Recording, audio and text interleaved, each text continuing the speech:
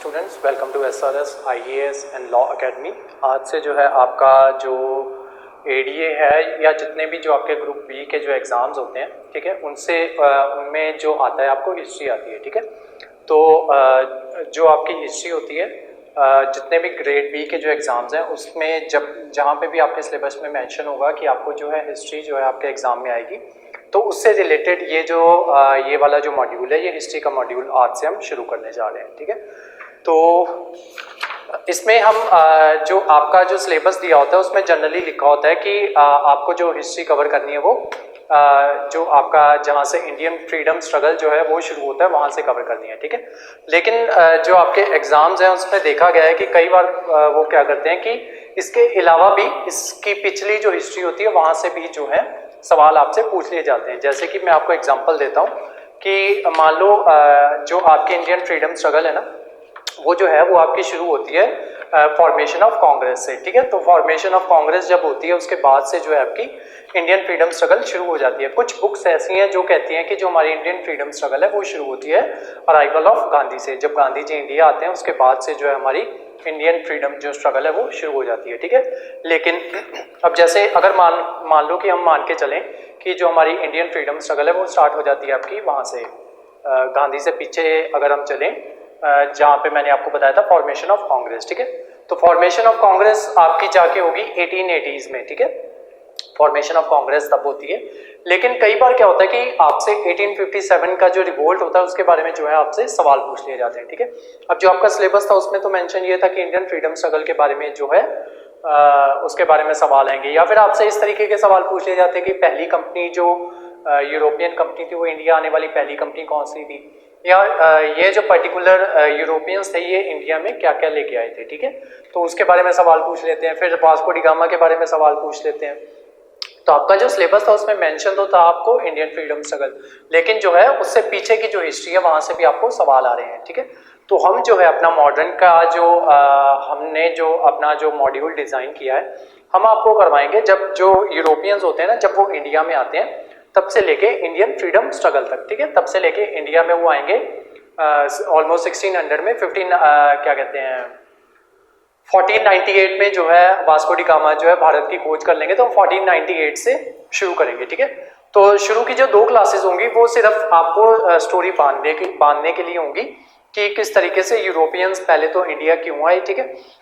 इसकी जो elaborative class है ना वो मैंने ऑलरेडी जो है यूट्यूब पे ऑलरेडी डाली हुई है, ठीक है। अगर कोई बच्चा जो है इलेबोरेटिव क्लास जो है वो देखनी चाहता हो तो वो क्या कर सकता है कि वो आपका जो ये है हमारा यूट्यूब चैनल है उसमें वो क्या कर सकता है कि जो पॉलिटी का जो फर्स्ट 3 लेक्चर्स है ना वो देख सकता है, ठीक है। उसमें मैंने वैसे तो पहले लेक्चर में ऑलमोस्ट सब कुछ जो है वो कवर कर दिया है कि पॉलिटी जो आपकी ये थी ईस्ट इंडिया कंपनी वो इंडिया किस तरीके से आती है और वो धीरे धीरे इंडिया के ऊपर अपना जो है कब्जा किस तरह से स्थापित करती है। उसके अलावा एक तो ये क्वेश्चन आ जाते हैं, उसके अलावा आपको जिम्मेदारी सिस्टम पे जो है क्वेश्चंस जो है वो आ जाते हैं, ठीक है। जिम्मेदारी सिस्टम किसने लाया था, तो वो लाने वाले लॉर्ड कॉर्नवालिस थे, ठीक है। तो जनरली ये जो सवाल है ये पूछ लिया जाता है कि पंजाब में कौन सा सिस्टम चलता था, जिम्मेदारी चलता था, रोहितवारी चलता या महालवारी चलता था। एक तो ये सवाल हो गया। उसके अलावा जिम्मेदारी सिस्टम जो है वो ज्यादा प्रोमिनेंस में आ गया, ठीक है। तो आपसे ये पूछ लिया जाता है कि जो जिम्मेदारी सिस्टम लाने वाले थे वो कौन थे, ठीक है। तो वो थे लॉर्ड कॉर्नवालिस, ठीक है। तो ये जो सवाल है ये बनते हैं आपकी प्री मॉडर्न हिस्ट्री से या फिर जो आपकी प्री फ्रीडम स्ट्रगल मूवमेंट है उससे पहले की जो हिस्ट्री है वहां से ये सवाल बनते हैं। लेकिन आपसे ये सवाल जो है फिर भी आपसे एग्जाम में पूछ लिए जाते हैं, इसलिए हम जो है हिस्ट्री में जो कोई भी ऐसा जो कॉर्नर है वो नहीं छोड़ेंगे, ठीक है, कि जहां से जो है आपको सवाल बन सकते हो और हमने उसको कवर ना किया हो, ठीक है। तो इसी वजह से हम जो अपनी हिस्ट्री है 1458 से शुरू करेंगे। हाँ, ऐसा होगा कि ये जो हिस्ट्री होगी ये मैं सिर्फ उसी पॉइंट ऑफ व्यू से करवाऊंगा कि जिस पॉइंट ऑफ व्यू से आपको जो है आपके एग्जाम में आ सकती है, ठीक है। इतनी ज्यादा इलेबोरेटली भी नहीं करेंगे। तो हम जो शुरू की 2 या 3 क्लासेस होंगी ना उन क्लासेस में हम जो अपने नोट्स भी बनाएंगे या जो मैं आपको स्टोरी भी सुनाऊंगा वो होगी सिर्फ जब यूरोपियंस इंडिया आएंगे और उसके बाद से लेके आपका जब कांग्रेस की फॉर्मेशन, जब तक जो है फॉर्मेशन नहीं हो जाती कांग्रेस की, ठीक है। तो इसको हम 2 क्लासेस में, 2 से 3 क्लासेस में फिनिश कर देंगे। आज जो है मैं आपको सारी स्टोरी सुनाऊंगा, ठीक है। अगर कुछ नोट करने वाला होगा, हमारे पास टाइम बचा तो जो नोट करने वाला होगा हम वो नोट डाउन कर लेंगे, और अदरवाइज आज मैं सारी आपको स्टोरी सुना के कल जो है हम अपना जो नोट्स हैं उनको बनाना शुरू कर देंगे, ठीक है। तो होता क्या है कि सबसे पहले ये जो ब्रिटिश थे ना, ये इंडिया में ट्रेड करते थे। अब ऐसा नहीं था कि ये जो ट्रेड है ना ये ब्रिटिश ही करते थे या यूरोपियन ही करते थे, और ये जो ट्रेड था मतलब कुछ नया नया ही था, ठीक है। ट्रेड जो थे हम एशियन टाइम से भी करते आ रहे थे, जैसे चोला चेरा पांड्याज आप पढ़ते हो एशियन हिस्ट्री में, तो वो क्या करते थे, वो इंडियंस के साथ ट्रेड किया करते थे, सॉरी रोमन्स के साथ ट्रेड किया करते थे। तो इस बात का पता हमें किस तरीके से चलता है, हम देखते हैं कि चोला चेरा पांड्या का जो सदर्न वाला रीजन है ना, साउथ रीजन में पाए जाते हैं, तमिलनाडु वाला एरिया हो गया, केरला वाला एरिया हो गया, यहाँ पे ये लोग थे, ये पाए जाते थे, ठीक है। इनकी कैपिटल मदुरई वगैरह ऐसा एरिया जो है इनकी कैपिटल हुआ करती थी, आपके लिए इंपॉर्टेंट नहीं है ये। तो यहाँ पे जो है हमने रोमन कॉइन जो है हमें वो मिले हैं, तो जिससे पता चलता है कि जो रोमन लोग थे वो इंडिया के साथ ट्रेड किया करते थे, ठीक है। वो इंडिया से कुछ सामान खरीद के लेके जाते, और जो रोमन कॉइन्स होते थे, ठीक है, सोने के जो उनके सिक्के होते थे वो इंडियंस को दे देते, ठीक है। उसके अलावा उससे और पीछे जाते हैं, हम देखते हैं कि जब हड़प्पन आपकी सिविलाइजेशन थी ना, हड़प्पा की सभ्यता आप पढ़ते हो अपने पेपर्स में या छोटी क्लासेस में आपने पढ़ा होगा, तो आप देखते हो कि वहां पे जो है मेसोपोटामियन जो कॉइन्स है ना, मेसोपोटामियन आपका एरिया था जो ईरान और इराक वाला एरिया है, ठीक है। तो मेसोपोटामियन वहां पे मेसोपोटामिया की सभ्यता जो थी वो वहां पे क्या कहते हैं फ्लरिश थी आपके इराक और ईरान वाले एरिया में। तो जो है हमें हड़प्पा वाली साइट्स पे हमें जो है मेसोपोटामियन कॉइन्स भी मिले हैं, ठीक है। तो जिससे ये इस बात का पता चलता है कि हम जो थे उनके साथ भी ट्रेड किया करते थे, ठीक है। तो जो ट्रेड था ये कोई मतलब नई चीज नहीं थी कि अभी से जो है ये शुरू हुआ था, ठीक है। ये ट्रेड था बहुत टाइम से जो है ये चला आ रहा था। तो अब जब हम धीरे धीरे मॉडर्न इंडिया में आते हैं, और उसके अलावा आपने इस 2 रूट्स सुने होंगे, जो ट्रेड होता था 2 रूट से होता था। एक तो आपने सुना होगा सिल्क रूट, सिल्क रूट एक तो यहां से ट्रेड होता था, सेकंड होता था आपका सी रूट, ठीक है। ये मैं आपको ये जो इसके नोट्स हैं ये मैं आपको सेंड कर दूंगा। ये देखो, ये मैप भी मैं आपको साथ में सेंड कर दूंगा, ठीक है। तो ये जो है ये आप देख सकते हो, ये देखो ये चाइना है, यहाँ से जो है आपका सिल्क रूट शुरू होता था, ये देखो यहाँ से जाता जाता यहाँ से ये पहुंच गया आपका पर्शिया वाला बगदाद एरिया में पहुंच गया।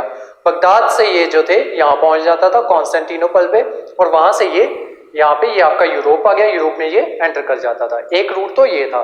दूसरा रूट कौन सा था, हम क्या करते थे, हम यहाँ से अपना सामान भिजवाते थे यहाँ तक, ठीक है, यहाँ पे इजिप्ट तक भिजवाते थे, ये था आपका सी रूट। ऊपर वाला था सिल्क रूट, नीचे वाला था सी रूट, ठीक है। यहाँ तक पहुंचाते थे, यहाँ से ये क्या करते थे इजिप्ट वाले, ये यहाँ से शिप्स लेके आपका ये जो पार्ट है, ये इटली वाला पार्ट है, यहाँ पहुंचा देते थे, ठीक है। और इटली से आगे पूरे यूरोप में चला जाता था। अब इन 2 रूट्स पे ना प्रॉब्लम हो गई कुछ, ठीक है। जो आपका ये वाला एरिया है ना सिल्क रूट, जहां पे मैंने आपको बताया था एक सिटी पड़ती थी, मैंने आपको मैप में दिखाई थी कॉन्स्टेंटिनोपल, ठीक है, कॉन्स्टेंटिनोपल, ये सिटी पड़ती थी। अब यहां पे जो है टर्क्स का कब्जा हो गया, ठीक है। इस सिटी को टर्क्स जो है वो जीत लेते हैं, टर्क्स। ये टर्की में ही पड़ती थी, लेकिन पहले जो था इस पे बेजेंटाइन जो अंपायर था उसका कब्जा हुआ करता था। बेजेंटाइन अंपायर आप समझ सकते हो, मतलब आप मान के चलो ये जो ये थे ना रोमन्स वगैरह थे, इनका जो है यहाँ पे कब्जा हुआ करता था। लेकिन धीरे धीरे ये जो टर्क्स के जो लोग थे, इन्होंने धीरे धीरे इसको कॉन्स्टेंटिनोपल को जीत लिया, ठीक है। इसके ऊपर एक सीरीज भी है यूट्यूब पे, काफी फेमस है, अर्तुगरुल और ओस्मान की सीरीज, ठीक है। तो वो जो है अर्तुगरुल का बेटा होता है ओस्मान, ओस्मान के जो आगे बेटे होते हैं वो जो होते हैं इस कॉन्स्टेंटिनोपल को जीत लेते हैं, ठीक है। तो इन दोनों पे जो है सीरीज बनी हुई है, ठीक है। तो ये जो है टर्की, ये जो टर्की के कबीले थे, ठीक है, और टर्क्स का इस पे कब्जा हो जाता है कॉन्स्टेंटिनोपल पे, ठीक है। इसको कॉन्स्टेंतुनिया भी कहते हैं, ठीक है, कॉन्स्टेंतुनिया, ठीक है। हिंदी में इसको कॉन्स्टेंतुनिया कहते हैं, इंग्लिश में इसको कहते हैं कॉन्स्टेंटिनोपल, ठीक है। तो यहाँ पे जो हो गया क्या कहते हैं, टर्क्स का कब्जा हो गया। अब इन्होंने क्या कर दिया, इस रूट को मोनोपोलाइज कर दिया। मोनोपोलाइज कर दिया का मतलब ये था कि अब अगर कोई भी सिल्क रूट से यहाँ पे आया करता था, कॉन्स्टेंटिनोपल पे आया करता था, और ये सिटी इंपॉर्टेंट इसलिए थी क्योंकि यही जो एक जो है रास्ता थी यहाँ जाने का, यूरोप में एंटर करने का, ठीक है। तो जितने भी जो व्यापारी थे वो यहाँ से आया करते थे, कॉन्स्टेंटिनोपल से होके उनको आगे यूरोप में जाना पड़ता था। अब जब टर्क्स का इस पे कब्जा हो गया तो उन्होंने क्या कर दिया, भारी भारी जो है टैक्स लगाने शुरू कर दिए कि यहाँ से जाना है तो आपको टैक्स देना पड़ेगा, अगर टैक्स नहीं दोगे तो आपका जो सामान है वो चोरों द्वारा लूट लिया जाएगा, ठीक है। तो यहाँ पे लूटिंग वगैरह होने लगी, बहुत सारा इस पे टैक्स लग गया, ठीक है। तो उन्होंने ट्रेड को जो है मोनोपोलाइज कर दिया, अपनी मर्जी से टैक्स लगाते थे। तो ये वाला जो रूट था ये अनसेफ हो गया, ठीक है। अब आते हैं सी रूट पे। सी रूट में मैंने क्या बताया था, इंडिया से सामान जाता था इजिप्ट, ठीक है। इजिप्ट वाले क्या करते थे, आगे आपका आता है मेडिटेरेनियन सी, मेडिटेरेनियन सी से होते होते बस जो सामान है इटली वाले पहुंचा देते थे, इजिप्ट वाले पहुंचा देते थे इटली को, ठीक है। इटली को पहुंचा देते थे और इटली जो था वो बाकी के सारे यूरोप में उस सामान को जो है वो बेच देता था, ठीक है। अब क्या हुआ कि जब इटली को पता चल गया ना कि ये कॉन्स्टेंटिनोपल तो गया, टर्क्स के हाथ में गया, तो जो है जो ज्यादा जो ये है ट्रेड है मेरे रास्ते के थ्रू हो रहा है, ठीक है। तो यहाँ का जो ट्रेड था वो बढ़ गया। इटली ने भी क्या किया, धीरे धीरे इसने भी जो है अपना टैक्स जो है वो इंक्रीज कर दिया, टैक्स बढ़ा दिया इसने भी, ठीक है। अब मान लो कोई चीज इंडिया में 10 रुपए की बनती है, ठीक है, वो इजिप्ट पहुंचते पहुंचते 15 की हो गई, ठीक है। इसने अपना फिर से अपना वो लगाया, क्या कहते हैं, ट्रांसपोर्टेशन कॉस्ट वगैरह इसने ऐड की, ठीक है। तो वो इटली में जाते जाते मान लो हो गई 20 या 25 की, ठीक है, 20 की हो गई मान लो। अब इटली ने उस पर फिर से टैक्स लगाया, इटली अपनी मर्जी से टैक्स लगाता था, वो चाहता है इसको 30 का बेचता या 40 का बेचता, ठीक है। अब जो 10 रुपए की चीज है वो जाके 40 में बिकने लगी, ठीक है, 4 गुना ज्यादा दाम पे जो है वो चीज बिकने लगी। अब इटली जो था, इटली से उसके पास वाले देश खरीदेंगे, मान लो ये इटली है, ठीक है, इटली के बाद आपका ये फ्रांस वगैरह आता है, फ्रांस के बाद ये आपका आता है पोर्चुगीज। ये जो चीजें हैं धीरे धीरे पोर्चुगीज के पास पहुंचते पहुंचते 40 की चीज ये 50 तक की हो जाती थी, ठीक है। उसको ये जो है 10 रुपए की चीज 50 तक मिल जाती है, पोर्चुगीज की निकल जाती थी इसमें जान, ठीक है। पोर्चुगीज ने क्या सोचा कि हम ऐसा करते हैं, हम ना एक नया रास्ता ढूंढते हैं, ठीक है। तो हम देखते हैं कि उस रास्ते से जाके देखते हैं, अगर तो वाइबल हुआ, ठीक है, तो हम अपना ट्रेड शुरू कर देंगे, अगर वाइबल ना हुआ तो फिर ठीक है, फिर तो 50 में लेनी है, ठीक है, 50 में लेना पड़ेगा। अब पोर्चुगीज क्या करते हैं, ये देखो, ये आपका इटली है, ठीक है, इटली के बाद यहाँ पे फ्रांस और स्पेन वगैरह वो आ जाएगा, ठीक है। नेक्स्ट ये जो यहाँ पे कोना है ना, यहाँ पे पड़ता है आपका पोर्चुगीज। पोर्चुगीज ने क्या किया, शिप्स भेजने शुरू किए, ठीक है, कि इंडिया की जो है खोज करो कि इंडिया कहाँ पे है, ठीक है। तो इंडिया की खोज करता है सबसे पहले वास्को डी गामा, ठीक है। वो क्या करता है, वो यहाँ से आता है अफ्रीका का पूरा चक्कर लगाते हुए, इस जगह को कहते हैं केप ऑफ गुड होप, ठीक है। इसके साथ साथ आता आता ये यहाँ पहुंच जाता है इंडिया में, कैलिकट में, ठीक है। यहाँ पहुंच के ये क्या करेगा, वास्को डी गामा क्या करेगा, ये सामान वगैरह खरीदेगा और फिर वापस चला जाएगा पोर्चुगीज में, ठीक है। और वहां पे जाके ये देखेगा कि जो हमने सामान खरीदा था उससे हमें जो है कोई प्रॉफिट वगैरह हो रहा है कि नहीं हो रहा है, ठीक है। तो ये जब 1-2 बार ऐसे आएंगे, क्योंकि ट्रेड का एक बार में पता नहीं चलता, ठीक है, तो ये 3-4 बार ऐसे जो है चक्कर लगाएंगे, तब इनको समझ में आने लगेगा कि अच्छा 10 रुपए की चीज है तो हम वहां पे क्या करते हैं, 5 रुपए अगर हमारा वो खर्चा आ जाता है तो वो चीज जो है हम वहां पे 20 की जो है बेच सकते हैं। अब जो वो चीज जहां पे ये 50 की बिक रही थी, ठीक है, यहाँ जो इटली था, इटली 40 में आगे 40 से ऊपर के दामों में जो है वो बेचे जा रहा था। अब वही चीज जो है पोर्चुगीज जो है 20 या 25 रुपए में प्रोवाइड करवा देंगे, ठीक है। तो लोग खुद ब खुद जो चीज उनको सेम चीज एक जगह पे उनको 40 से 50 रुपए में मिल रही है, ठीक है, और एक जगह पे उनको 20 से 25 रुपए में मिल रही है, ठीक है, वही चीज वही क्वालिटी, ठीक है। तो वो किसकी कौन सी चीज खरीदेंगे, कौन सी वाली खरीदेंगे, ये 20 और जो उनको 25 या 20 रुपए में बेच रहा है, ठीक है। तब उन्होंने देखा कि ठीक है हम अपना फायदा निकाल रहे हैं तो हमें फायदा आ रहा है, तो इन्होंने ये क्या करेंगे, धीरे धीरे पोर्चुगीज जो है इंडिया में आना शुरू करेंगे, फिर इंडिया में ये अपनी फैक्ट्रीज बनाएंगे, ठीक है। और फिर इन्हीं की देखा देखी में पोर्चुगीज के बाद फिर डच आएंगे, डच के बाद जो है ब्रिटिश आएंगे, ब्रिटिश के बाद जो है डेन्स आएंगे, एंड डेन्स के बाद जो है जो आपके ये जो है फ्रेंच, ठीक है, फ्रेंच आएंगे। और फिर जब ये इतने सारे जो प्लेयर्स हैं जब इंडिया में एक साथ इकट्ठे हो जाएंगे, ठीक है, Portuguese, Dutch, British, Danes and French, ठीक है, जब ये इतने सारे लोग जो हैं इकट्ठे हो जाएंगे, अब फिर से इनमें आपस में लड़ाइयाँ होंगी, ठीक है। अब धीरे धीरे क्या होगा, इनमें आपस में लड़ाइयाँ होनी शुरू हो जाएंगी, ये बोलेंगे कि हमने ट्रेड करना है, ये बोलेंगे हमने ट्रेड करना है। एक दूसरे के जो जहाज हैं, ठीक है, उन पे ये क्या करेंगे, हमला करना शुरू कर देंगे, आपस में लड़ाइयाँ करनी शुरू कर देंगे। होगा क्या फिर, ये जो बाद में जो विक्टोरियस होंगे ये आपके ब्रिटिश निकल आए, ब्रिटिश वाले जो है ये निकल जाएंगे, ठीक है। ये किस तरीके से निकलेंगे, ये जो डेन्स होंगे ना ये इनको बोलेंगे कि ब्रिटिश जो होंगे ये डेन्स वालों को बोलेंगे कि आप ऐसे करो, आप ना जो अपनी जो इंडिया में आपके जितनी भी कंपनीज है वो हमें बेच दो, और आप क्या करो हमसे इंडोनेशिया का आइलैंड ले लो, वहां पे जो है मसाले वगैरह होते हैं, ठीक है, उन मसालों को आप खरीद लिया करो, ठीक है, और वहां पे जाके बेच लिया करो, ठीक है।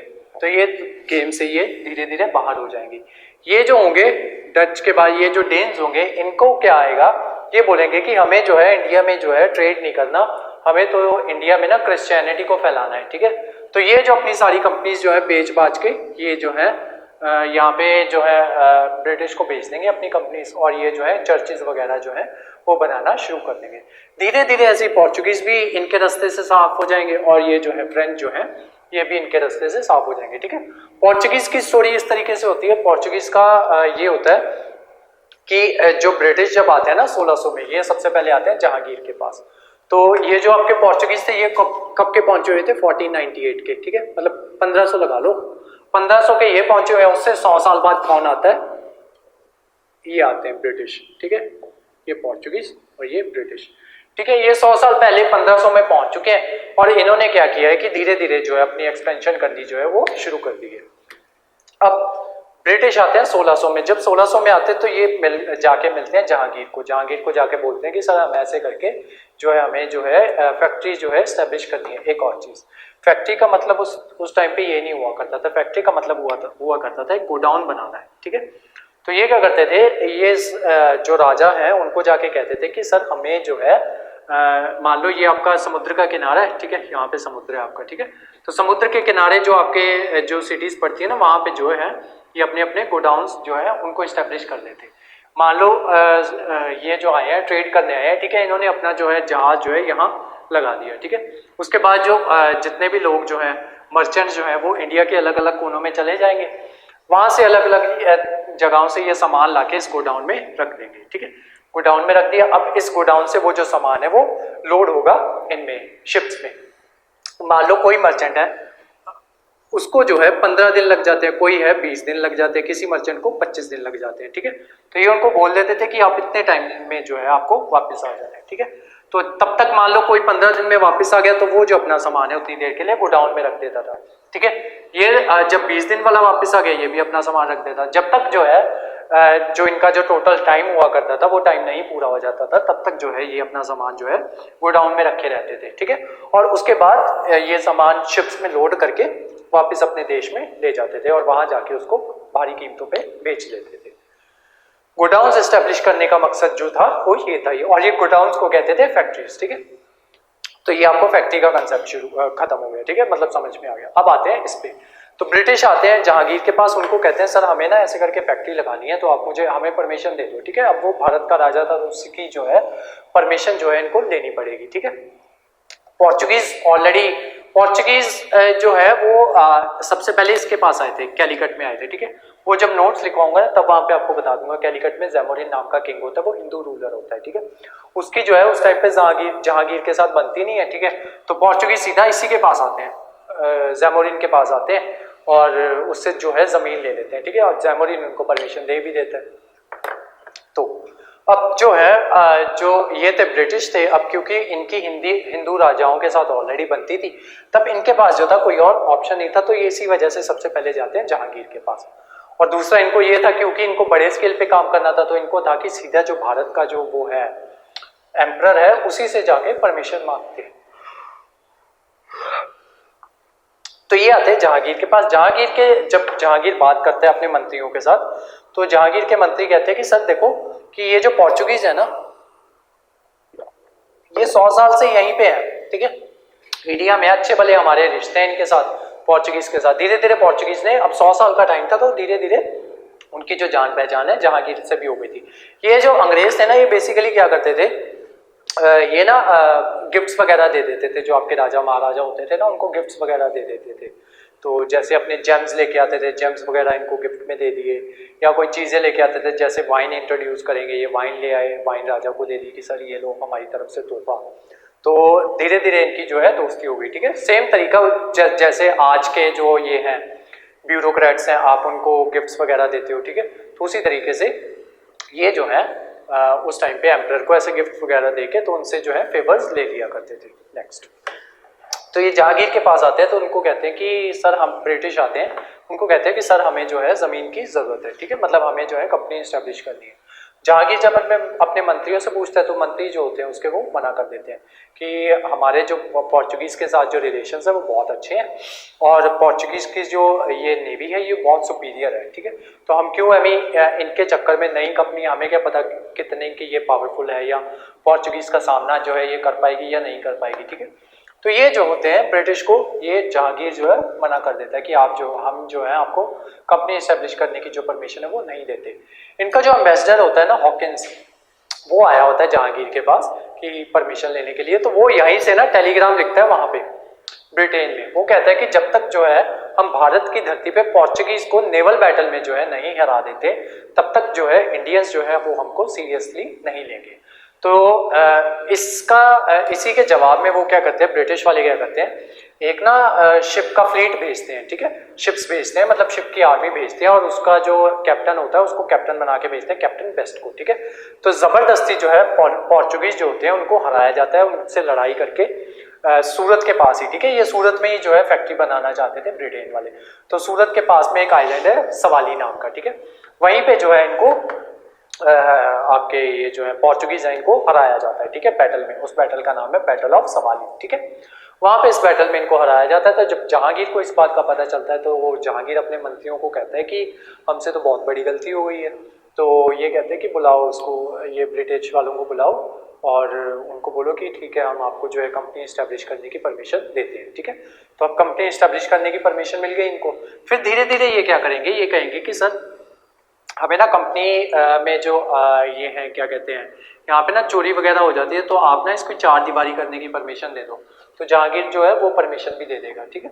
फिर धीरे धीरे बोलेंगे कि सर यहाँ पे चोरियाँ वगैरह हो जाती हैं तो आप ऐसे करो, हमें यहाँ पे जो है गार्ड्स रखने की परमिशन भी दे दो, ठीक है।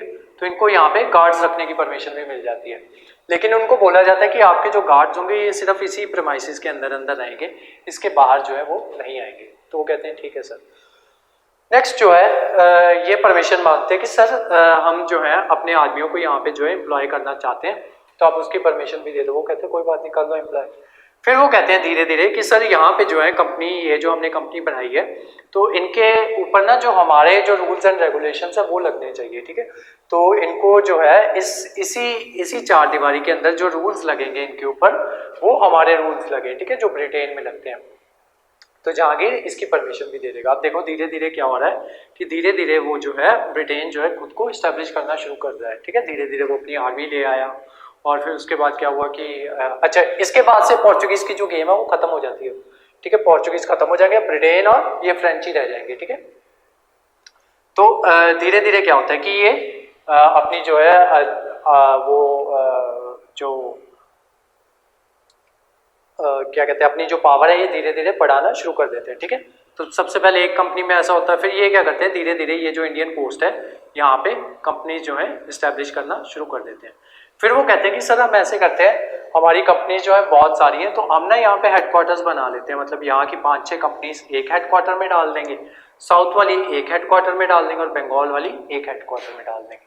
तो इसको कह देते हैं बॉम्बे प्रेसिडेंसी, इसको मद्रास प्रेसिडेंसी और इसको बंगाल प्रेसिडेंसी, ठीक है। तो 3 जो है हेडक्वार्टर्स बना दिए जाते हैं और जो कंपनी हुआ करती थी उसका हेड हुआ करता था प्रेसिडेंट, और ये जो प्रेसिडेंसी बना दी इन्होंने, ठीक है, हेडक्वार्टर बना दिया इसको, इसका जो हेड हुआ करता था वो हुआ करता था गवर्नर, ठीक है। तो जो ये जो हुआ करता था प्रेसिडेंट हुआ करता था, ये गवर्नर को आंसरेबल हुआ करता था, ठीक है। और धीरे धीरे क्या होगा इनकी जो है फ्रेंच के साथ लड़ाइयाँ होंगी, ठीक है, और उसी वजह से जो है आपकी बैटल ऑफ प्लासी होगी और उसी वजह से बैटल ऑफ बक्सर होगी। इसको समझना है कि ये बैटल ऑफ बक्सर या बैटल ऑफ प्लासी होने के रीजंस क्या थे, तो उसके लिए आप जो है मेरी जो वो इलेबोरेटिव क्लास है वो देख लेना, ठीक है। अब चलते हैं आगे।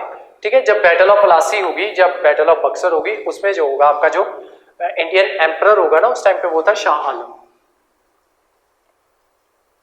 शाह आलम सेकंड, ठीक है। वो जो है बैटल जो है, आज सिर्फ कहानी सुनो, ठीक है, जब लिखना होगा तब बता दूंगा कि क्या लिखना है, उस टाइम पे लिखते रहना, ठीक है। यहाँ इसके जो है शॉर्ट नोट्स जो है बनाना चाहते हो तो बना सकते हो अपनी मर्जी से, उसमें कोई इशू नहीं है, ठीक है। अच्छा, शाह आलम उस टाइम पे एम्परर हुआ करता था। ये जो है बैटल ऑफ बक्सर जो है उसको हार जाता है, बैटल ऑफ बक्सर। इसके हारने की वजह से क्या होता है कि इनको जो है दीवानी राइट्स मिल जाते हैं यहाँ के बंगाल के, ठीक है, बंगाल के जो है इनको दीवानी राइट्स मिल जाते हैं। अब बंगाल के दीवानी राइट्स मिलने का मतलब ये था कि अब जो ये लोग हैं बंगाल से जो है टैक्स जो है वो कलेक्ट कर सकते थे, ठीक है। बंगाल में जितने भी इंडियंस वगैरह रहते थे उनसे जो है ये टैक्स कलेक्ट कर सकते थे।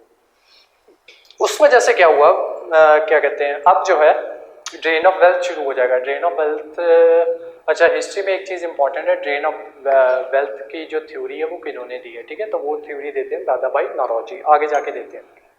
नेक्स्ट आते हैं वापस इधर ही, यहाँ से जो है आपका ड्रेन ऑफ वेल्थ जो है वो शुरू हो जाएगा। ड्रेन ऑफ वेल्थ समझो क्या चीज़ है।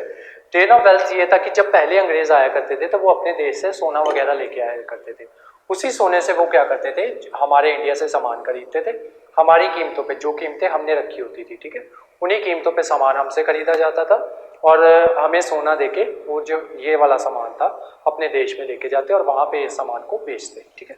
आज से क्या होगा, आज से उनको दीवानी राइट्स मिल गए हैं, ठीक है, वो आपसे टैक्स लेंगे, ठीक है, आप ही के पैसे से आप ही की चीज़ें खरीदेंगे और उनको खरीद के वापस ले जाएंगे आप अपने वहाँ पे ब्रिटेन में, ठीक है, और वहाँ पे उनको ऊंची कीमतों पे बेचेंगे, ठीक है।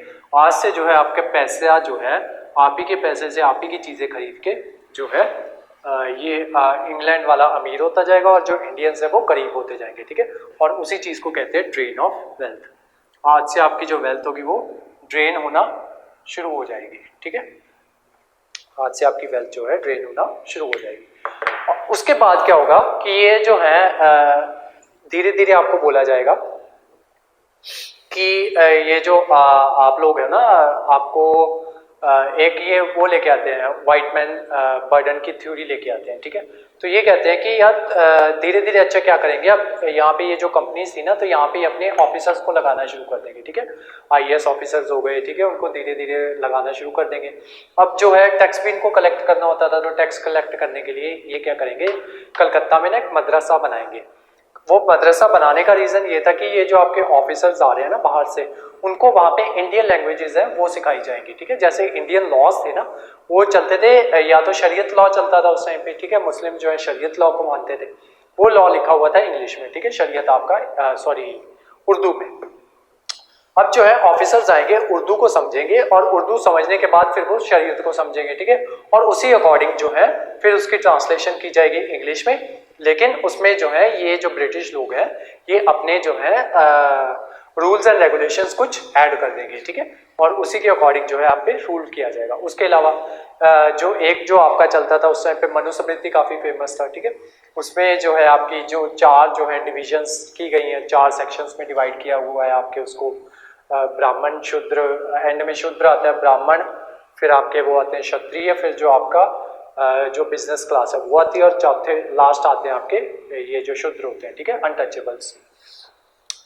तो इनकी बात की जाएगी। फिर जब अंग्रेज इनको पढ़ लेंगे तो वो कहेंगे कि इंडियंस को कहेंगे यार तुम लोग तो बड़े बारबेरियन हो, तुम्हारा ये कास्ट सिस्टम बड़ा गंदा है कि तुम लोगों को कास्ट के बेसिस पे डिवाइड करते हो, तो और दूसरा तुम मतलब क्या तुम्हें ये लैंग्वेज भी नहीं बोलनी आती, ठीक है, तुम अपनी बहू बेटियों को जला देते हो, सती प्रथा करते हो तुम लोग, तुम अपनी बहू बेटियों को पढ़ने नहीं देते, ठीक है, उनको एजुकेशन एजुकेशन के लिए तुम उनको रोकते हो ताकि उनको एजुकेशन ना प्रोवाइड हो। फिर जो कोई अगर विडो हो जाती है छोटी एज में, पहले तो तुम उसको मार देते हो, अगर कहीं वो बच जाती है तो उसकी जो है दोबारा जो है शादी करवाने नहीं देते, ठीक है, तो तुम ना बड़े बारबेरियन हो और तुम बड़े अनसिविलाइज हो। तो भगवान ने ना हमें भेजा है, वो इनको कहते हैं, इन्होंने इंडियंस जो है लैंग्वेजेस वो सीख ली, तो इनके वो वेद वगैरह पढ़ लिए थे, ठीक है, उनको इस चीज़ का समझ आ गया था कि ये लोग जो है ना भगवान से डरते हैं और भगवान के नाम पे ये कुछ भी कर जाते हैं, ठीक है, तो वो बोलेंगे कि आप लोग ऐसे करो, वो इनको बताएंगे, इंडियंस को बताएंगे कि हमें ना भगवान ने भेजा है आपके लिए कि आपको ना अच्छे से एजुकेट करना है, ठीक है, आपको सिविलाइज्ड बनाना है और ये ना हमारे ऊपर भगवान ने एक तरीके का ना बोझ ही डाल दिया है। तो ये हमारे ऊपर बर्डन है एक तरीके का कि हमने किसी भी तरीके से आपको जो है सिविलाइज्ड करना है, ठीक है। लेकिन एक बात इस चीज में ना तुम लोग ये बात ध्यान में रखना कि जब हम तुम्हें सिविलाइज करेंगे ना तो ये मत समझना कि हमें तुम्हें बड़ा लाड पुचकार के तुम्हें सिविलाइज करेंगे, ठीक है।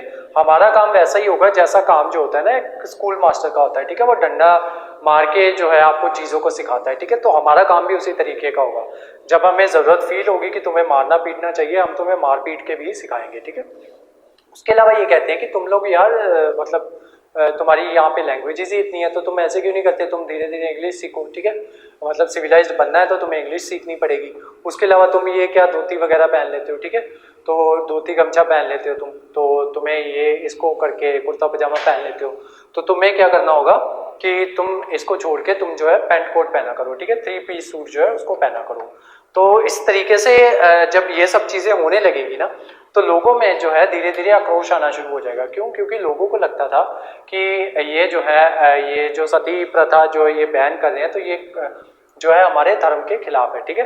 तो लोग जो थे वो थोड़े उस टाइम पे रूढ़िवादी थे, तब उनको लगता था कि जो अपनी बेटी होती है उसको पढ़ाना नहीं चाहिए, ठीक है। उनको लगता था कि पढ़ाएंगे तो ये सवाल करेगी, ठीक है। सवाल किस तरीके के कि भगवान के एग्जिस्टेंस पे भी वो सवाल उठा सकती है, ठीक है। और इंडियंस के पास एक ही जो हथियार है वो यही है कि भगवान के नाम पे लोगों को डराते रहो, ठीक है। तो जब सवाल पूछने लगेगी तो भगवान के एग्जिस्टेंस पे सवाल आ जाएगा, एग्जिस्टेंस पे सवाल आ जाएगा तो हम जो है जवाब नहीं दे पाएंगे, ठीक है। इसी वजह से उस टाइम पे पढ़ाया लिखाया लोगों को कम ही जाता था, ठीक है। अब इंग्लिश जो लोग थे वो चाहते थे कि लोग जो है पढ़े लिखें, ठीक है। स्पेशली वो गर्ल एजुकेशन पे काफ़ी वो करते हैं, फोकस करते हैं कि जो लड़कियां उन्हें पढ़ाया जाए, ठीक है। तो इन सब के चक्कर में क्या होता है कि जो लोग होते हैं ना उनके मन में आक्रोश बढ़ जाता है। उसके अलावा एक चीज़ और होती है, ये लोगों का कहते हैं कि तुम ना अपनी बेटी की शादी 12-13 साल की उम्र में कर देते हो, ठीक है। तो ये तो मतलब ऐसा हो गया कि उसका रेप करवाने के बराबर हो गया, ठीक है। मतलब तुम जो है एक बच्ची जो ना तो वो फिजिकली मैच्योर है ना ही वो जो है मेंटली मैच्योर है, तुम उसकी शादी इतनी छोटी एज में करवा रहे हो, तो ये तो काफ़ी गलत चीज़ है। अब लोगों को लगता था कि मतलब जो शादी होती है, अब मान लो किसी के रीति रिवाज जो है वो आप चेंज करने जाओगे तो लोगों को गुस्सा तो आएगा ही उसमें, ठीक है। तो लोग इस वजह से भी दुखी थे। उसके अलावा एक चीज़ और होती है, अब धीरे धीरे यही रीजंस जो है वो आपके रिवोल्ट का कारण बनेंगे। और जो आपका जो पेपर आता है उसमें रिवोल्ट के ऊपर भी क्वेश्चंस काफ़ी बनते हैं, ठीक है। तो जब हम नोट्स बनाएंगे ना, एक तो स्पेशली जब कंपनीज जो है वो आती हैं और क्या क्या लेके आती हैं और कब कब आती हैं, एक तो नोट्स हमने इसके बनाने हैं। उसके अलावा हमने नोट्स बनाने हैं रिवोल्ट के, ठीक है। कि रिवोल्ट कहाँ कहाँ पे हुआ, कहाँ कहाँ पे किस किसने रिवोल्ट को लीड किया, ठीक है। तो मैं आज आपको स्टोरी बता रहा हूँ अभी कि रिवोल्ट होने के कारण क्या थे, ठीक है। एक तो कारण यही थे सती प्रथा वगैरह ये सब जो बैन किया जा रहा था। उसके अलावा ये क्या किया जा रहा था, लोगों को पढ़ने के लिए जो है प्रोत्साहित किया जा रहा था, स्पेशली लड़कियों को। ये भी एक रीजन बनता है, ठीक है। धीरे धीरे क्या हुआ कि इन्होंने जो है जो हमारी इंडिया की इंडस्ट्री थी उसको बंद कर दिया। इंडिया की इंडस्ट्री किस तरीके से चलती थी, मान लो जैसे कि कोई इंसान था जैसे जो है कपड़ा बनाता था, ठीक है। इंडिया का कपड़ा काफ़ी जो है वो फेमस हुआ करता था, तो वो अपने हाथ से कपड़ा बनाता था। अब जो है इंडिया में जो है मशीनें लगना शुरू हो गई थी, इंडिया में सॉरी वहाँ पे इंग्लैंड में इंडस्ट्रियलाइजेशन आ गई थी, तो वहाँ पे मशीनें लगना शुरू हो गई, ठीक है। और वहाँ पे जो कपड़ा था वो मशीन के द्वारा बनता था, ठीक है। तो वो चीप भी हुआ करता था। और दूसरा ये जब इन्होंने इनको पढ़ने लिखने के लिए ये प्रोत्साहित करने लगे तो कुछ लोग जो है इनकी बात भी मानने लगे, ठीक है। अब वही लोग थे, ये वही लोग थे जो अमीर थे, ठीक है, जैसे राजा महाराजा हो गए, ठीक है। तो इन्होंने क्या किया कि इंग्लिश पढ़नी शुरू कर दी, वाइन पीनी शुरू कर दी, अंग्रेजों जैसे जो शौक थे उनको पालना शुरू कर दिया। तब ये क्या बोलेंगे कि तुम ये मतलब क्या पहन के रखते हो, तुम ऐसे करो, तुम 3 पीस सूट पहना करो, ठीक है। अब धीरे धीरे क्या होगा कि जो आपका हैंडमेड कपड़ा होता था वो महंगा होता था, तो जो आपका जो मजदूर होता था वो कपड़ा बनाता था और जो राजा होता था वो उस कपड़े को खरीद लेता था, ठीक है। मजदूर का भी घर चलता रहता था और जो उससे जो है आपकी जो इकोनॉमी है वो भी चलती रहती थी, ठीक है। इसी तरीके से बाकी चीजें भी हुआ करती थी, जैसे आपके वो हो गए मिट्टी के बर्तन हो गए, मिट्टी के बर्तनों को चेंज कर दिया जाएगा आपके एल्युमिनियम के बर्तन से, ठीक है। तो वो बोलेंगे, अंग्रेज बोलेंगे कि एल्युमिनियम के बर्तन जो है वो यूज में लाया करो, ठीक है। तो एक टाइम ऐसा भी था, एल्युमिनियम के ऊपर ही आपको स्टोरी सुनाता हूँ। एक टाइम ऐसा था कि जब जर्मनी का जो राजा हुआ करता था ना, एल्युमिनियम मतलब उसको लगता था कि इतना ये वो है अनमोल है ये चीज़ एल्युमिनियम, कि जो आपका जर्मनी का जो किंग है या फ्रांस का जो राजा है वो एल्युमिनियम के बर्तनों में खाना खाया करता था। लेकिन जब वर्ल्ड वॉर 1 होती है ना, तब जो है एल्युमिनियम की कीमतें जो है इतनी ज़्यादा गिर जाती हैं कि उस टाइम पे एल्युमिनियम का जो कटोरा हुआ करता था, भिखारी के पास जो कटोरा हुआ करता था वो एल्युमिनियम का हुआ करता था। ठीक है, तो ये एक मतलब आउट ऑफ द वे जाके मैंने आपको एग्जांपल दी थी कि मतलब ये धीरे धीरे इनको कहते हैं कि आप एल्युमिनियम के बर्तनों में खाना खाया करो। ठीक है, तो तब क्या होता है कि जैसे ही अब इसका काम भी बंद हो जाएगा धीरे धीरे, इसका ये था आपका कुम्हार था, इसका काम बंद हो जाएगा। ठीक है, ये मिट्टी के बर्तन बनाया करता था, उस पर नकाशी करके उनको महंगे महंगे दामों पे वो बेचा करता था। ठीक है, जितनी सुंदर नकाशी होगी उतना जो महंगा है जो आपका जो मिट्टी का जो बर्तन है वो बिकेगा। ठीक है, अब अंग्रेजों ने आके बोल दिया कि एल्युमिनियम के बर्तन है वो यूज करने में, वो यूज में आप लेके आओ। ठीक है, तो उससे क्या हो गया, अब जो है धीरे धीरे इनको क्या करना पड़ेगा, ये धीरे धीरे एग्रीकल्चर की तरफ शिफ्ट कर जाएंगे। ठीक है, मजदूर जो है एग्रीकल्चर में जाएंगे तो वहां पे ये फिर से रिफॉर्म्स ले आएंगे। ब्रिटेन वाले ये बोलेंगे कि तुम मतलब ये क्या गेहूं वगैरह उगाते रहते हो। ठीक है, दिन में तुम वो खा लेते हो, छोले भटूरे खा लेते हो, दोपहर को तुम कुलचे खा लेते हो, रात को पता नहीं क्या क्या खा लेते हो। ठीक है, तो ये सब बंद करो। तो अगर तुम लोग ऐसे करो कि तुम लोग ना जो ये है कमर्शियल ये जो क्रॉप्स हैं उनको उगाओ। इनको कहते हैं कि तुम रबर उगा लो। ठीक है, रबर हम तुम्हें हाथों हाथ खरीद लेंगे। उसके अलावा तुम नील की खेती करो। ठीक है, जैसी तुम्हारी खेती हो जाएगी हम तुम्हें दाम देके तुमसे ये जो है फसल खरीद लेंगे। ठीक है, पैसे दे देंगे तुमको। ठीक है, और उसके अलावा अफीम उगा लिया करो तुम लोग, ये चाइना वाले बड़ी अफीम की यहाँ पे बड़ी मांग है तो हम तुमसे खरीद लिया करेंगे अफीम और चाइना वालों को बेच दिया करेंगे।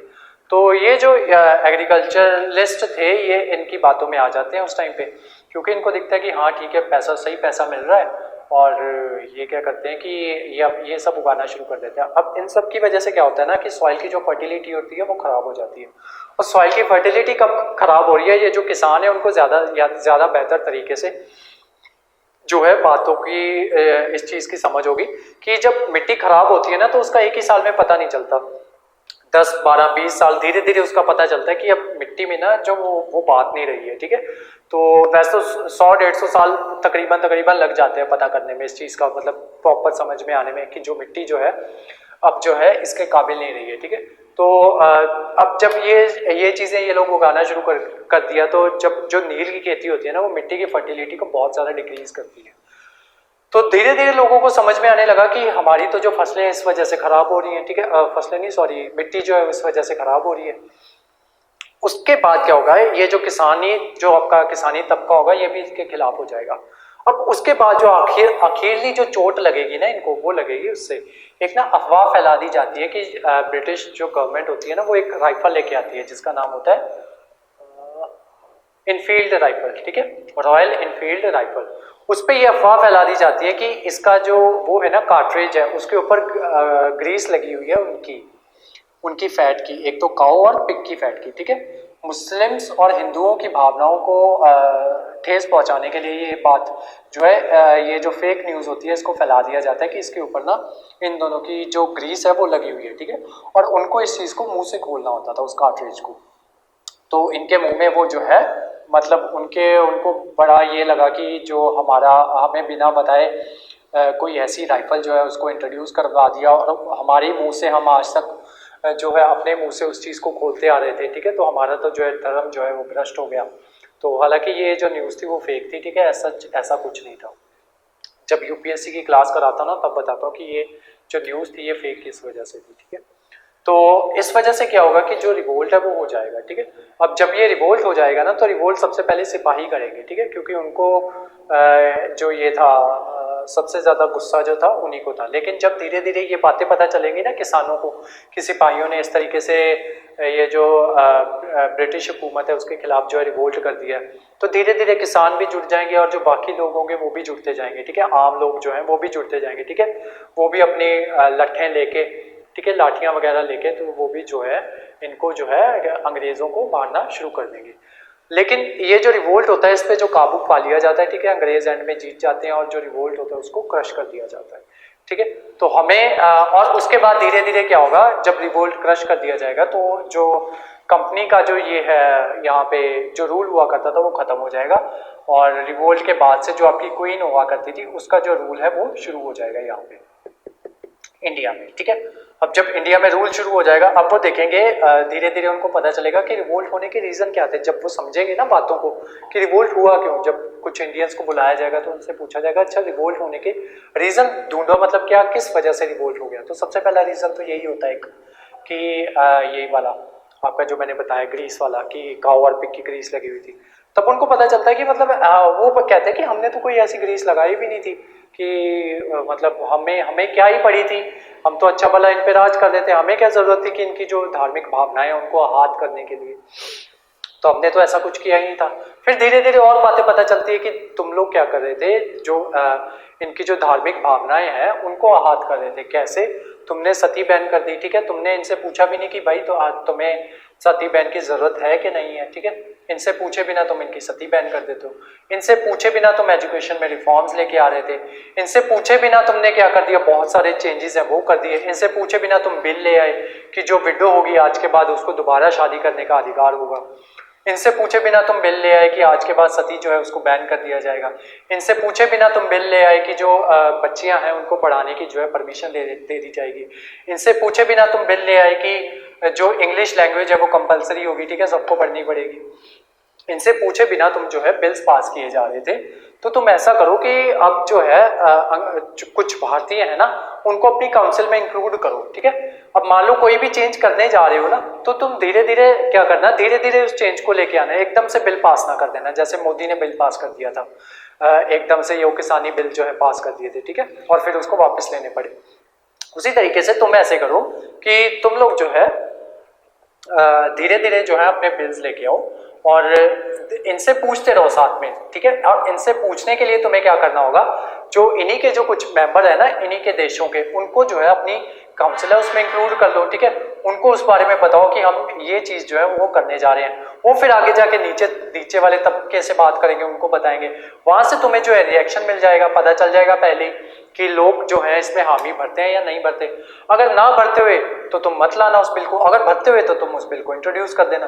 तो इस तरीके से धीरे धीरे जो है इंडियंस जो है वो पॉलिटिक्स में आना शुरू कर देंगे। उसके अलावा कुछ इंडियंस ऐसे थे जिन्होंने इंग्लिश बोलनी सीख ली थी, ठीक है, पढ़ना लिखना शुरू कर दिया था, जैसे राजा राम मोहन राय जैसे लोग होंगे या दूसरे लोग होंगे। अब वो पढ़ लिख जाएंगे तो वो क्या करेंगे, वो अपनी एसोसिएशंस वगैरह जो है वो बना लेंगे, ठीक है।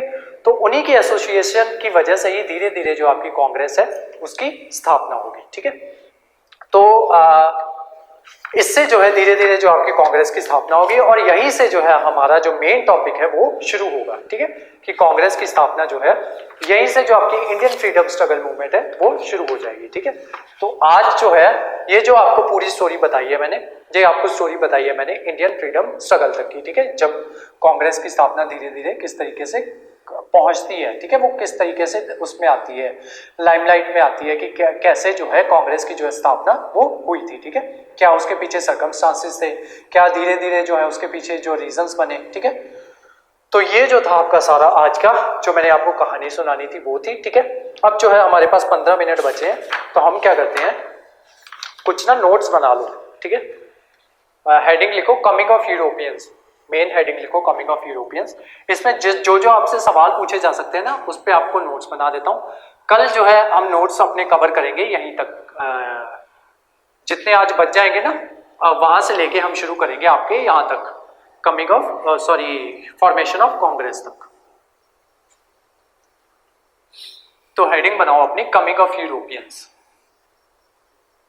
Coming of Europeans.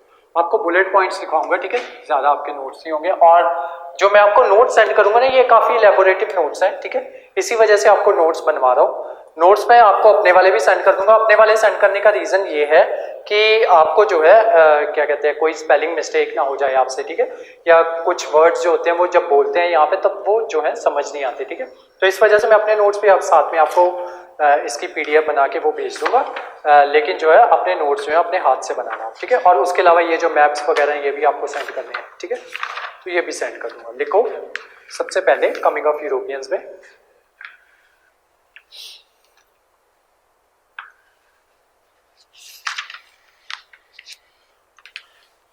Vasco D gamma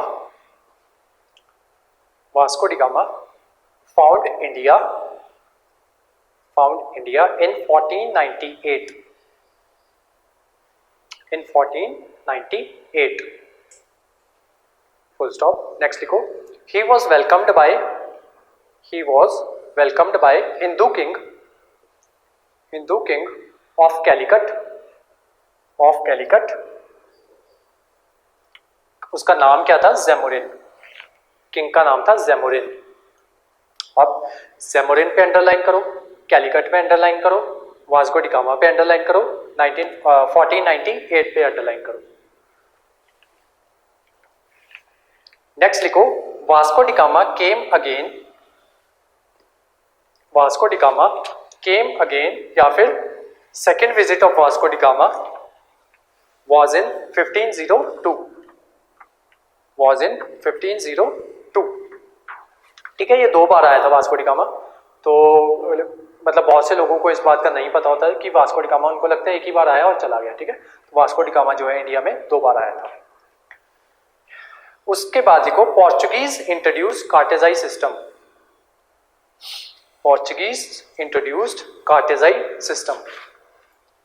इसमें आपसे पूछ लिया जाता है कि कार्टेजाई जो सिस्टम था वो किसने इंट्रोड्यूस किया था. ठीक है, अभी कार्टेजाई सिस्टम समझ लो, अपनी लैंग्वेज में लिखना हुआ तो साइड में जो है लिख लेना है, क्योंकि मैंने आपको बताया ना नोट्स कैसे बनाने हैं.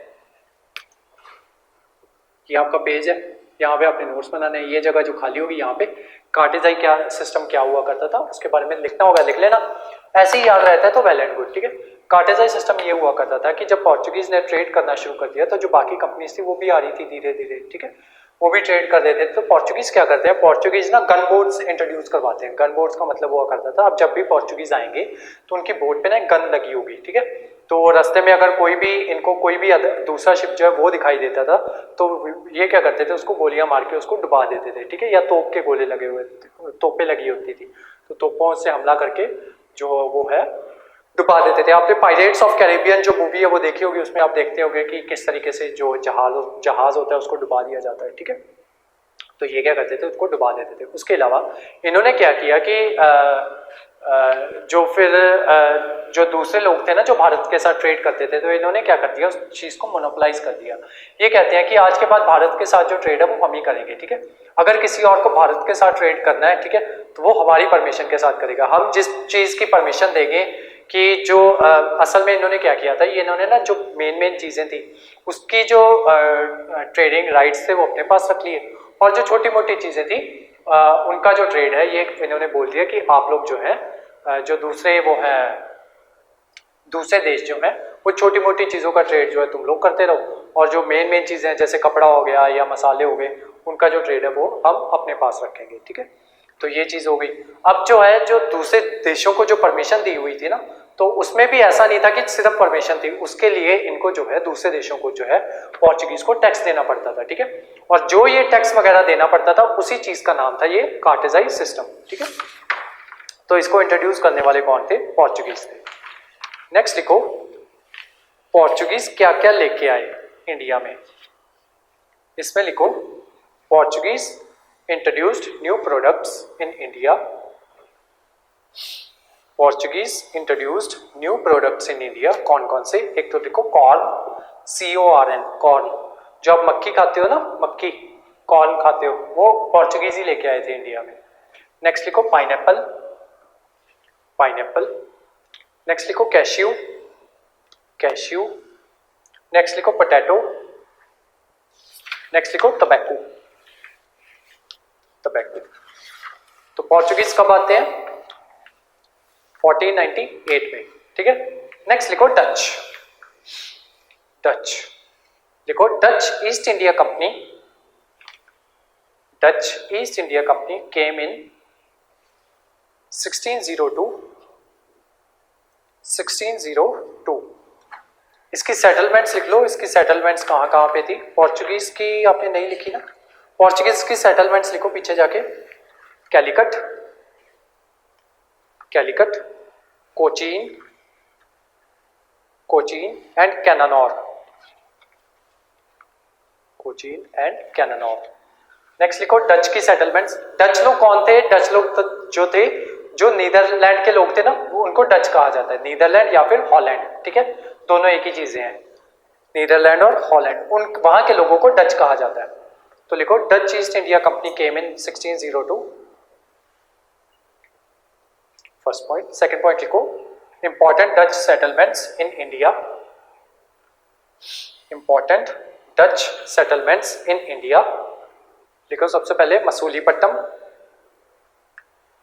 मसूलीपट्टनम। सेकंड लिखो सूरत, सूरत। थर्ड लिखो कासिम बाजार, कासिम बाजार। कासिम बाजार आपका पड़ता है बंगाल वाले एरिया में, ठीक है, वेस्ट बंगाल। नेक्स्ट लिखो नागापट्टनम, नागापट्टनम। नागापट्टनम जो है इनकी वो हुआ करती थी, कैपिटल हुआ करती थी, मतलब जो इनका मेन जो कंपनी थी ना नागापट्टनम में थी इंडिया में। नेक्स्ट लिखो पुलिकट, पुलिकट। नेक्स्ट लिखो चिलसूरा, चिलसूरा।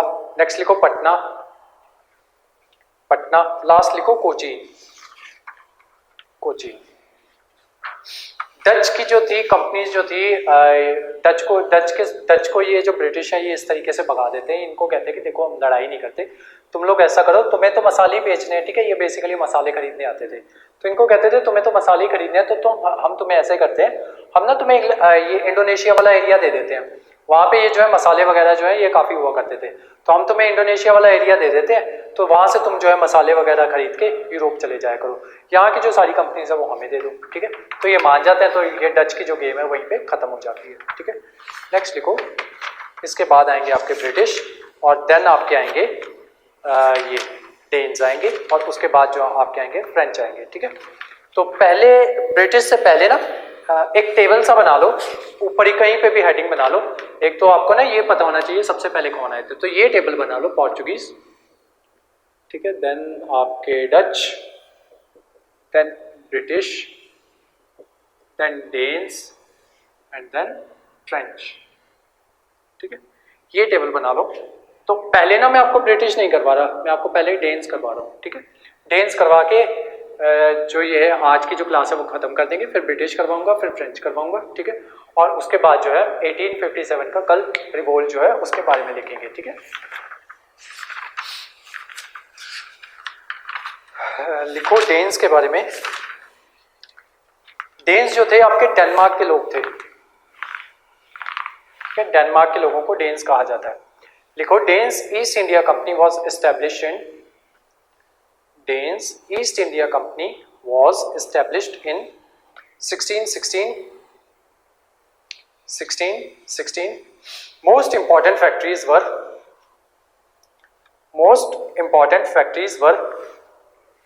Tranquebar, Tranquebar, ये है आपका तमिलनाडु में, Tranquebar। नेक्स्ट लिखो श्रीरामपुर, श्रीरामपुर, श्रीरामपुर। ये जो हुआ करती थी इनकी कैपिटल हुआ करती थी, कैपिटल किनकी, डेन्स की।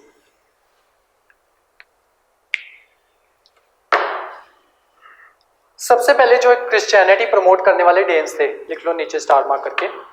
डेन्स वर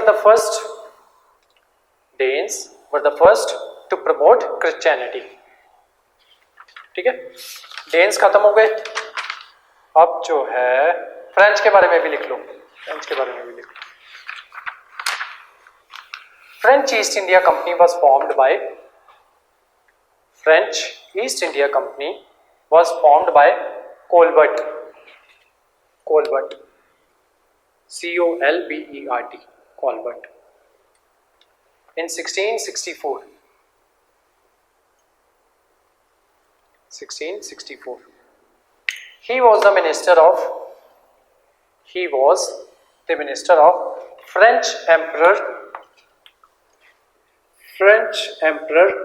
Louis XIV, ठीक है। इसका मिनिस्टर था ये कॉलबर्ट, इसने जो है ये कंपनी जो है एस्टेब्लिश की थी। देखो first French factory was set up at Surat, First French factory was set up at Surat in 1688. In 1668 by Francois, Francois, Francois Caron, Francois Caron. पहली फैक्ट्री जो है ये बंदा इस्टेब्लिश करता है, फ्रैंकोइस कैरन 1668 में। देखो ये जो फ्रेंच ईस्ट इंडिया कंपनी 1664 में बनती है ना, ये तब बनती है मतलब जब ऐसा बोला जाता है कि एक फ्रेंच ईस्ट इंडिया कंपनी होगी, ठीक है, एक फ्रेंच ईस्ट इंडिया कंपनी होगी जिसका नाम जिसका नाम रखा जाएगा फ्रेंच ईस्ट इंडिया कंपनी। 1664 में वो बनती है कॉलबर्ट के द्वारा, ठीक है। कॉलबर्ट कहता है कि हम भी एक ऐसी कंपनी बनाते हैं, ठीक है। लेकिन जब वो इंडिया में आएगी ना तो इंडिया में भी अपनी एक फैक्ट्री लगाएगी, ठीक है। तो वो जो फैक्ट्री होती है, वो जो पहली फैक्ट्री लगाई जाती है वो लगाई जाती है सूरत में, और लगाने वाला कौन था? Francois Caron, Francois Caron. उसके बाद इसकी बाकी फैक्ट्रीज लिखो, बाकी फैक्ट्रीज एक लिखो मसूलीपट्टम, मसूलीपट्टम। सेकंड लिखो पौंडीचेरी, पौंडीचेरी। थर्ड लिखो चंद्रनगौर, CHANDERNAGORE, चंद्रनगौर, ठीक है। कल जो है हम ब्रिटिश के बारे में करेंगे और उसके बाद जो है रिवोल्ट स्टार्ट करेंगे और फिर धीरे धीरे हम पहुंचेंगे फॉर्मेशन ऑफ कांग्रेस से, ठीक है। और फॉर्मेशन ऑफ कांग्रेस के बाद जो है आपका जो मेन सिलेबस है वो शुरू हो जाएगा, ठीक है। ये इसलिए करवाया क्योंकि इस पे जो है क्वेश्चन जो आपको बन जाते हैं, ठीक है, और पूछे भी जाते हैं आपसे, तो ये इसलिए करवाना जो है आपको जरूरी था। तो आज की जो क्लास थी आपकी यहीं तक थी। Thank you so much.